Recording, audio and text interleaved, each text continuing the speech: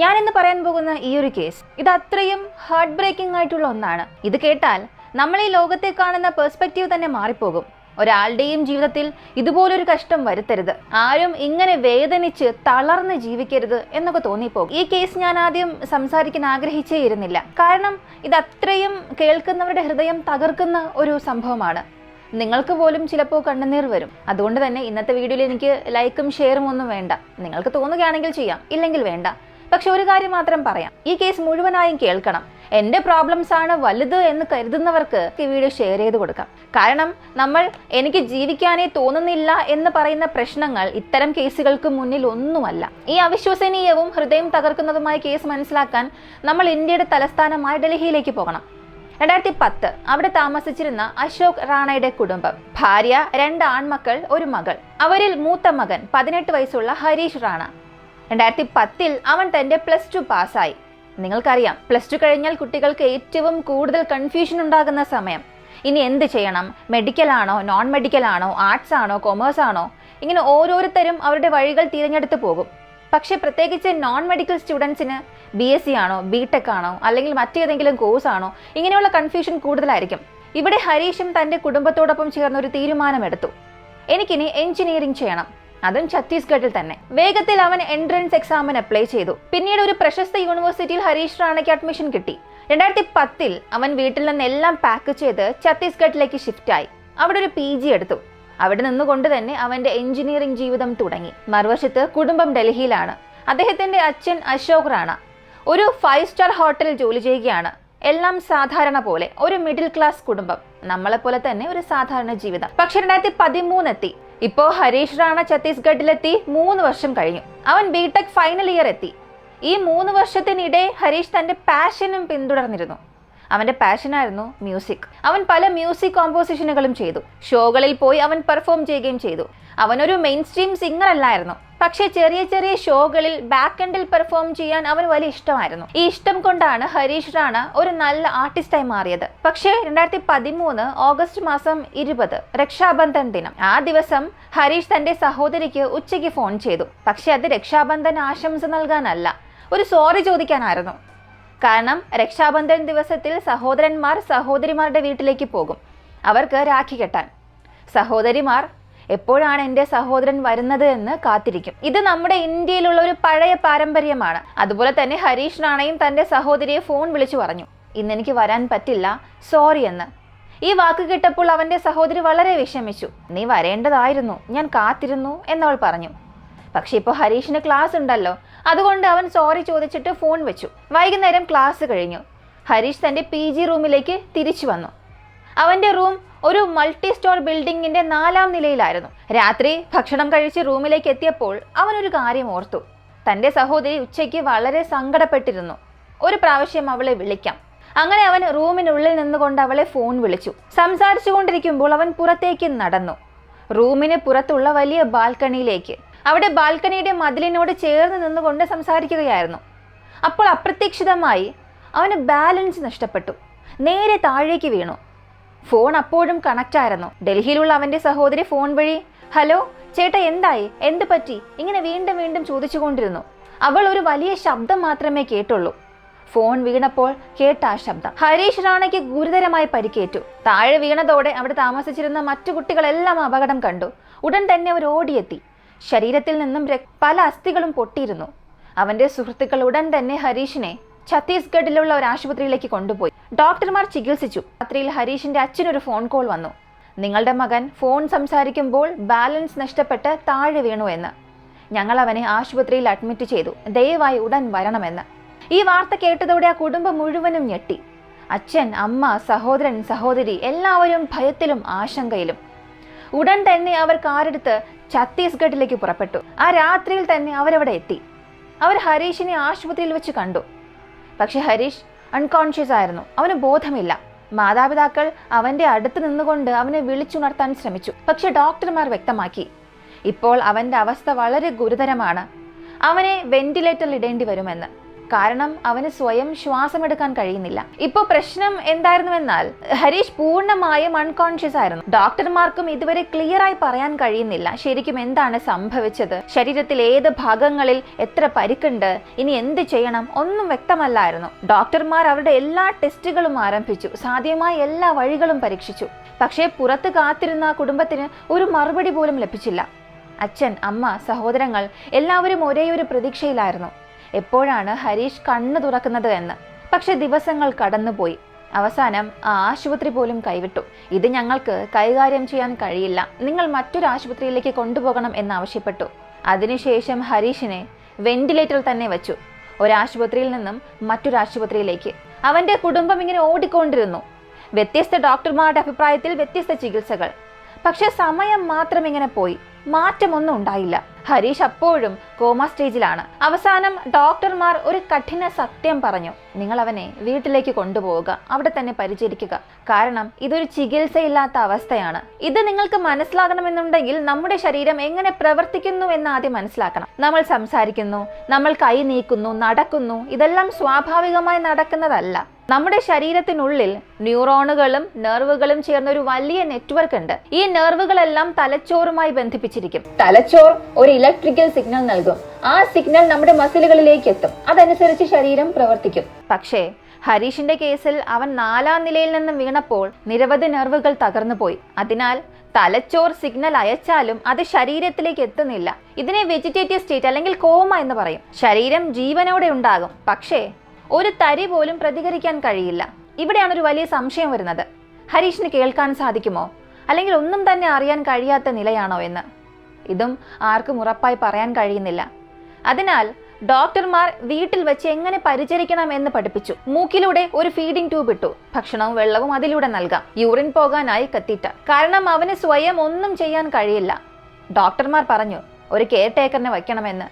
പക്ഷെ ഒരു middle class കുടുംബത്തിന് ഇത് എത്രത്തോളം സാധ്യമാകും? അതിനാൽ മാതാപിതാക്കൾ തന്നെ എല്ലാം പഠിച്ചു, അവനെ പരിചരിക്കാൻ തുടങ്ങി. ഇതിനിടെ ഹരീഷ് അപ്പോഴും വെന്റിലേറ്ററിലാണ്. പക്ഷെ വായിലൂടെ വെന്റിലേറ്റർ നൽകുന്നത് വളരെ ബുദ്ധിമുട്ടായിരുന്നു. അതുകൊണ്ട് ഡോക്ടർമാർ ഒരു പുതിയ പ്രൊസീജിയർ നിർദ്ദേശിച്ചു, ടോക്കിയോസ്റ്റമി. ഈ പ്രൊസീജിയറിൽ കഴുത്തിൽ ഒരു ചെറിയ ഹോൾ ഉണ്ടാക്കും. എന്നിട്ട് വിൻ പൈപ്പിലേക്ക് ഒരു ട്യൂബ് ഇടും. അതുവഴി രോഗിക്ക് എളുപ്പത്തിൽ ശ്വാസം എടുക്കാൻ കഴിയും. ഇത് ദീർഘകാല ചികിത്സയ്ക്കായി ഉപയോഗിക്കുന്ന ഒരു രീതിയാണ്. ഇതൊക്കെ ഒരു വലിയ കാര്യമായി തോന്നാം, പക്ഷേ പലരും വർഷങ്ങൾ ഇത്തരത്തിൽ ജീവിച്ചുകൊണ്ടിരിക്കുകയാണ് ഇന്നും ഈ ലോകത്ത്. ടോക്കിയോസ്റ്റമി ട്യൂബ് ഉപയോഗിച്ച് കഴുത്തിലൂടെ ശ്വാസം എടുക്കുന്നവരും അത് തന്നെ സാധാരണ ജീവിതം എന്ന് കരുതി ജീവിതം മുന്നോട്ട് കൊണ്ടുപോകുന്നവരുമുണ്ട്. അതൊക്കെ നമ്മൾ മറക്കരുത്. നമ്മൾ മൂക്കിലൂടെയോ വായിലൂടെയോ ശ്വാസം എടുക്കുമ്പോൾ അവർ നേരിട്ട് കഴുത്തിലൂടെ ശ്വാസം എടുക്കുന്നു. ഇപ്പോ അത്തരത്തിലൊരു ട്യൂബ് ഹരീഷ് റാണയുടെ കഴുത്തിലും ഘടിപ്പിച്ചു. അതോടൊപ്പം ഒരു വലിയ വെന്റിലേറ്റർ മെഷീനും. വെന്റിലേറ്റർ ഒരു ലൈഫ് സപ്പോർട്ട് സിസ്റ്റമാണ്. ഇങ്ങനെയെല്ലാം സജ്ജമായി ഹരീഷിനെ വീട്ടിലേക്ക് കൊണ്ടുവന്നു. ഇപ്പൊ ഒന്ന് ചിന്തിച്ചു നോക്കുക. ഒരിക്കൽ ചിരിക്കുകയും സംസാരിക്കുകയും ചെയ്തിരുന്ന ഒരു മകൻ, എഞ്ചിനീയറിംഗ് പൂർത്തിയാക്കി സ്വപ്നങ്ങൾ കണ്ടിരുന്ന ഒരാൾ, ഇപ്പോൾ ഒരു ബെഡിൽ കിടക്കുന്ന ഒരു രോഗിയായി, അതും മാതാപിതാക്കളുടെ മുന്നിൽ തന്നെ. ആ വീട് മുഴുവനും മാറി. അമ്മയും അച്ഛനും ദിവസം മുഴുവനും അവനെ നോക്കി. സഹോദരങ്ങളും കൂടെ നിന്നു. ഒരു രോഗി വീട്ടിലുണ്ടെങ്കിൽ ആ വീട്ടിലെ ജീവിതം മുഴുവനും മാറിപ്പോകും. ഇത് പറയാൻ ബുദ്ധിമുട്ടാണ്, പക്ഷെ യാഥാർത്ഥ്യം അതാണ്. രോഗി ഒരാൾ മാത്രമായിരിക്കും, പക്ഷെ ആ വേദന അനുഭവിക്കുന്നത് മുഴുവൻ കുടുംബമായിരിക്കും. ഇപ്പോൾ ഹരീഷിനെ പോലുള്ള ഒരു ക്രിട്ടിക്കൽ രോഗിയെ നോക്കുന്നത് ഒരു കാര്യം തന്നെയാണ്. സാധാരണ ചുമച്ചൊക്കെ കഫം പുറത്തേക്ക് തള്ളും, പക്ഷേ ഈ ടോക്കിയോസ്റ്റമി ഉള്ള രോഗികൾക്ക് അത് സാധ്യമല്ല. അതിനാൽ അകത്ത് കൂടുന്ന കഫം പുറത്തേക്ക് നീക്കം ചെയ്യണം. ഹരീഷിന്റെ മാതാപിതാക്കൾ ഈ മെഷീൻ എങ്ങനെ ഉപയോഗിക്കണം എന്ന് പോലും പഠിച്ചു. ദിവസം തോറും അവന് സെഷൻ ചെയ്ത് ശ്വാസം ശരിയായി നിലനിർത്താൻ അവർ ശ്രമിച്ചു. ഇങ്ങനെ സമയം കടന്നുപോയപ്പോൾ ഒരു മാറ്റം അവർ ശ്രദ്ധിച്ചു. ഒരിക്കൽ ഹെൽത്തി ആയിരുന്ന ഹരീഷ് ഇപ്പോൾ വളരെ ക്ഷീണിതരായി മാറി. ഇതിനെക്കുറിച്ച് മാതാപിതാക്കൾ ഡോക്ടറോട് ചോദിച്ചപ്പോൾ അവർ പറഞ്ഞത് മൂക്കിലൂടെ പോകുന്ന ട്യൂബിലൂടെ ലിക്വിഡ് ഫുഡ് മാത്രമേ നൽകാൻ സാധിക്കൂ. അതുകൊണ്ട് മറ്റൊരു ട്യൂബ്, ഒരു സ്റ്റൊമക് ഫീഡിംഗ് ട്യൂബ് നമുക്ക് വേണ്ടിവരുമെന്നവർ പറഞ്ഞു. ഈ പ്രൊസീജിയറിൽ വയറ്റിൽ ഒരു ചെറിയ ഹോൾ ഉണ്ടാക്കി നേരിട്ട് സ്റ്റൊമക്കിലേക്ക് ട്യൂബ് ഇടും. അതിലൂടെ കഞ്ഞി പോലുള്ള മിശ്രിതമായ ഭക്ഷണം നൽകാൻ സാധിക്കും. ഹരീഷിന് ഈ ഒരു സർജറിയും നടത്തി. അവന്റെ മാതാപിതാക്കൾ അതും കൈകാര്യം ചെയ്യാൻ പഠിച്ചു. ഇപ്പോ മുഴുവൻ കുടുംബവും എങ്ങനെ ഒരു രോഗിയെ പരിചരിക്കേണ്ടത് എന്നുള്ളതെല്ലാം പഠിച്ചു. പക്ഷെ ഏറ്റവും ബുദ്ധിമുട്ടുള്ള ഒരു കാര്യം അവനെ ഒന്ന് ഫ്രഷ് ചെയ്യുകയായിരുന്നു. യൂറിൻ കാത്തറ്റർ വഴി പുറത്തേക്ക് പോകും. പക്ഷെ മറ്റു കാര്യങ്ങൾ വളരെ ബുദ്ധിമുട്ടായിരുന്നു. ആദ്യമൊക്കെ ഡയപ്പർ ഉപയോഗിച്ചു. പിന്നീട് ഒരു സ്പെഷ്യൽ ചെയർ ഉണ്ടാക്കി നോക്കി. പക്ഷെ ഹരീഷ് അൺകോൺഷ്യസ് ആയതിനാൽ അവൻ ഒന്നും അറിയില്ല. അവന് പറയാനോ നിയന്ത്രിക്കാനോ ഒന്നും കഴിയില്ല. അവസാനം വീണ്ടും ഡയപ്പറിലേക്ക് തന്നെ മാറി. സമയം കടന്നു പോയപ്പോൾ അവന്റെ ഭാരം വീണ്ടും കുറഞ്ഞു. അതോടൊപ്പം ഒരു പുതിയ പ്രശ്നം കൂടെ വന്നു. അതായത് നീണ്ട സമയം ഒരേ പൊസിഷനിൽ കിടക്കുമ്പോൾ ശരീരത്തിലെ ചില ഭാഗങ്ങളിൽ സമ്മർദ്ദം കൂടും. അവിടെ ചർമ്മം നശിക്കാൻ തുടങ്ങും, മുറിവുകൾ രൂപപ്പെടും.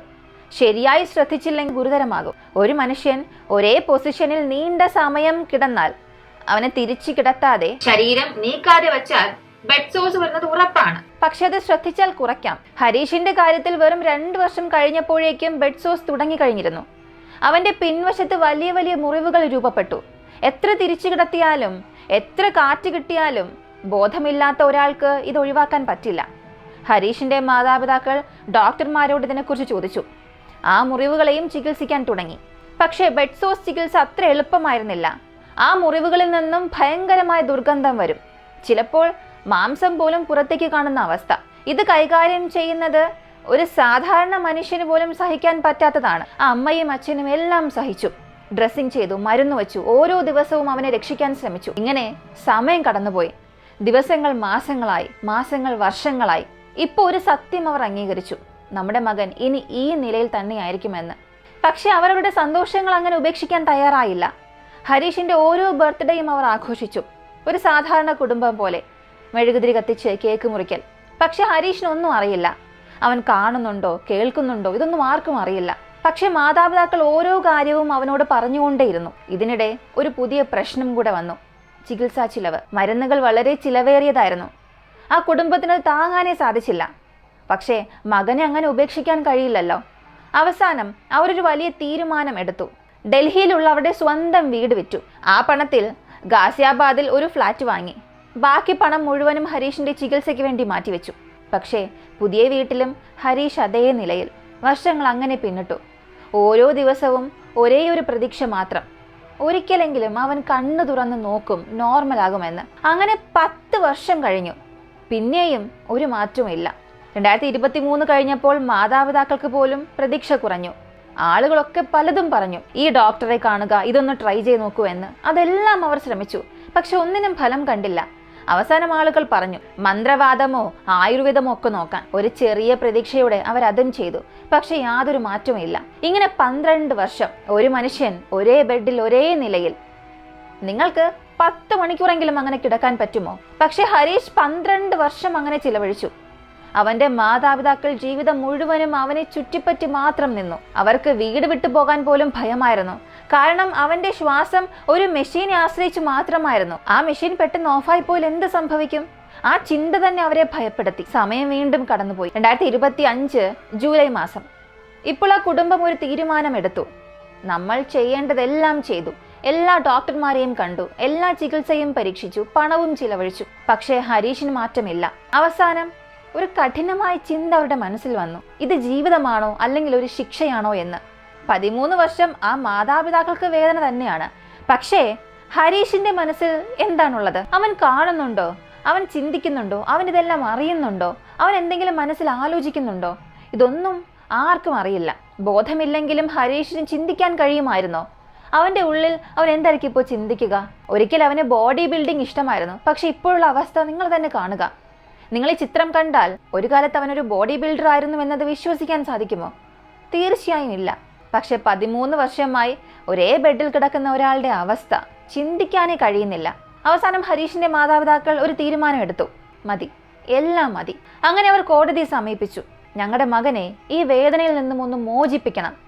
ഇത് ജീവിതമല്ല, ഒരു ശിക്ഷയാണ്. 2025 ജൂലൈ മാസം 8 അവർ ഡൽഹി ഹൈക്കോടതിയിൽ ഹർജി നൽകി. ഞങ്ങൾക്ക് ഞങ്ങളുടെ മകന്റെ ദയാവധം വേണമെന്ന്. കാരണം അവർക്കും കഴിയുന്നില്ല, അവനും സഹിക്കുകയാണ്. പക്ഷേ ഹൈക്കോടതി ഹർജി തള്ളി. അതിനുശേഷം അവർ സുപ്രീം കോടതിയെ സമീപിച്ചു. സുപ്രീം കോടതിയിൽ ഡോക്ടർമാരുടെ ഒരു പാനൽ നിയോഗിച്ചു. ഹരീഷിന്റെ നില വീണ്ടും പരിശോധിച്ചു. നിരവധി പരിശോധനകൾക്ക് ശേഷം ഒരു കഠിന സത്യം മനസ്സിലാക്കി: ഇത് സുഖപ്പെടില്ല, ഇവൻ ഇങ്ങനെ തന്നെയായിരിക്കും. അങ്ങനെ 2026 മാർച്ച് 11 സുപ്രീം കോടതി വിധി പ്രഖ്യാപിച്ചു. ദയാവധം അവർ അനുവദിച്ചു. ഈ തീരുമാനം ഒരു വശത്ത് ഒരു ആശ്വാസം നൽകിയെങ്കിലും മറുവശത്ത് വല്ലാതെ ഹൃദയം തകർത്തു. കാരണം അവരുടെ മകൻ ഇനി ഈ ലോകത്തുണ്ടാവുകയില്ല. ദയാവധം എന്നത് നിയമപരമായി ലൈഫ് സപ്പോർട്ട് പിൻവലിക്കലാണ്. 2026 മാർച്ച് മാസം 11 വൈകുന്നേരം ഒരു കൂട്ടം ഡോക്ടേഴ്സ് ഹരീഷിന്റെ വീട്ടിലെത്തി അവന്റെ നില പരിശോധിച്ചു. ഇന്ത്യ മുഴുവനും പരന്നിരുന്നു. ആദ്യമായാണ് ഇങ്ങനെ ഒരു കേസ്. അങ്ങനെ 2026 മാർച്ച് മാസം 13-ന് അന്നൊരു ആംബുലൻസ് ഹരീഷിന്റെ വീട്ടിലേക്ക് വരാനിരിക്കുകയായിരുന്നു. അവസാനമായി അവൻ തന്റെ വീട് വിടാൻ പോവുകയാണ്. എന്നാൽ അതിനു മുൻപ് വൈകുന്നേരം ഒരു വിചിത്രമായ സംഭവം ഉണ്ടായി. ബ്രഹ്മകുമാരി ആശ്രമത്തിലെ ചില സഹോദരിമാർ വീട്ടിലെത്തി. അവർ ഹരീഷിനൊപ്പം ഒരു വീഡിയോ റെക്കോർഡ് ചെയ്തു. അവരുടെ അവസാന വാക്കുകൾ ഇങ്ങനെയായിരുന്നു: सबको माफ करते हुए और सबसे माफी मांगते हुए उठ जाओ, ठीक है?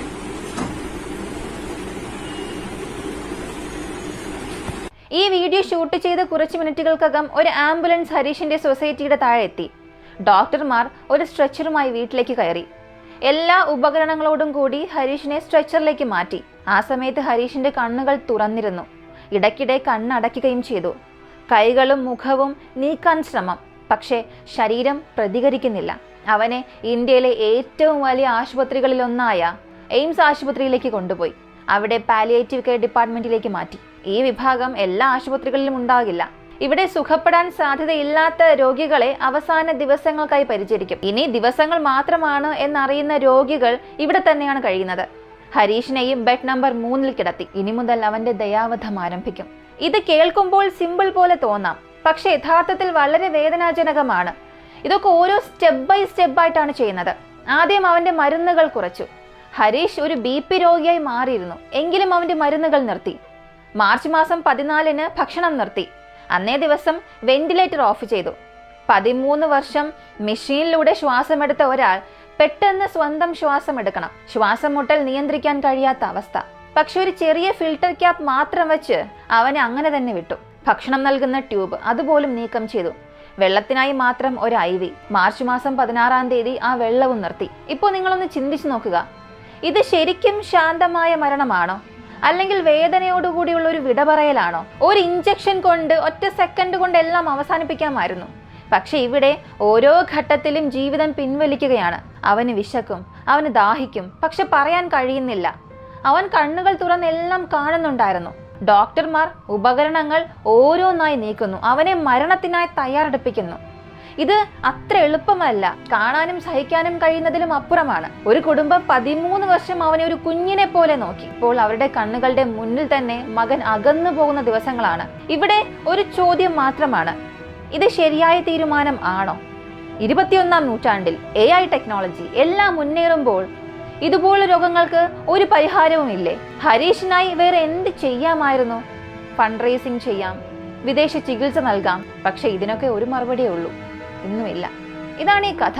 ഒരു ജീവിതം, ഒരു കുടുംബം, ഒരു നീണ്ട പോരാട്ടം. നിങ്ങൾക്ക് എന്ത് തോന്നുന്നു? ഈ തീരുമാനം ശരിയാണോ, അല്ലെങ്കിൽ വേറെ വഴി എന്തെങ്കിലും ഉണ്ടായിരുന്നോ? ഇതിനുള്ള എന്തെങ്കിലും ഒരു ചികിത്സ ഉണ്ടായിരിക്കുമോ? പക്ഷെ ഒരു കാര്യം മാത്രം എന്റെ മനസ്സിൽ തോന്നുകയാണ്: അവസാനമായി ഒരു ശ്രമം കൂടെ നടത്താമായിരുന്നല്ലോ. കോടതി വിധി പറയുന്നതിന് മുൻപ് സർക്കാർ ഫണ്ടിൽ നിന്നും ലോകത്തിലെ ഏതെങ്കിലും മികച്ച ആശുപത്രിയിൽ ഹരീഷിന് ചികിത്സ നൽകാൻ ശ്രമിക്കാമായിരുന്നില്ലേ? ഈ വീഡിയോ റെക്കോർഡ് ചെയ്യുന്ന സമയം ഹരീഷ് ഇപ്പോഴും ജീവനോടെയുണ്ട്. പക്ഷെ ഏത് നിമിഷവും അവൻ നമ്മളെ വിട്ടു പോകാം. ഭാവി നിർമ്മിക്കാനായി വീട്ടിൽ നിന്നും ദൂരെ ഛത്തീസ്ഗഡിലേക്ക് പോയി ഏകദേശം ഒരു എഞ്ചിനീയർ ആകേണ്ട കുട്ടി. അവന്റെ മാതാപിതാക്കൾ എത്ര സ്വപ്നത്തോടെ അവനെ വളർത്തി. പക്ഷെ അതേ മാതാപിതാക്കൾ 13 വർഷം ഒരു കുഞ്ഞിനേക്കാൾ പോലും നിസ്സഹായമായ രീതിയിൽ അവനെ പരിചരിക്കേണ്ടി വന്നു. ഒരു മിഡിൽ ക്ലാസ് കുടുംബം അവർക്ക് എത്രത്തോളം സഹിക്കാനാകും? എത്രത്തോളം അവർ ചെലവിടും? ഇപ്പോൾ അവർക്കും പ്രായമായി, അവർക്കും തളർച്ചയുണ്ട്, രോഗങ്ങളുണ്ട്. നിങ്ങൾ തന്നെ പറയുക, ഈ സാഹചര്യത്തിൽ ശരിയായത് എന്താണ്? ഈ കഥ നിങ്ങളെ സ്പർശിച്ചു എന്നുണ്ടെങ്കിൽ ദയവായി മറ്റുള്ളവർക്കും ഇത് ഷെയർ ചെയ്ത് കൊടുക്കുക. മാതാപിതാക്കളും മക്കളും പരസ്പരം സ്നേഹിക്കുക. അടുത്ത സെക്കൻഡ് നമുക്ക് എന്ത് സംഭവിക്കുമെന്ന് ആർക്കും അറിയില്ല. അതുകൊണ്ട് കഴിയുന്നത്ര ഓരോ സെക്കൻഡും പരസ്പരം സ്നേഹിച്ചും വിശ്വസിച്ചും ശുശ്രൂഷിച്ചും ജീവിക്കുക. ഈ കേസിനെ കുറിച്ചുള്ള നിങ്ങളുടെ അഭിപ്രായങ്ങളും നിർദ്ദേശങ്ങളും കമന്റിൽ പറയാം. മറ്റൊരു വീഡിയോയിൽ വീണ്ടും കാണാം.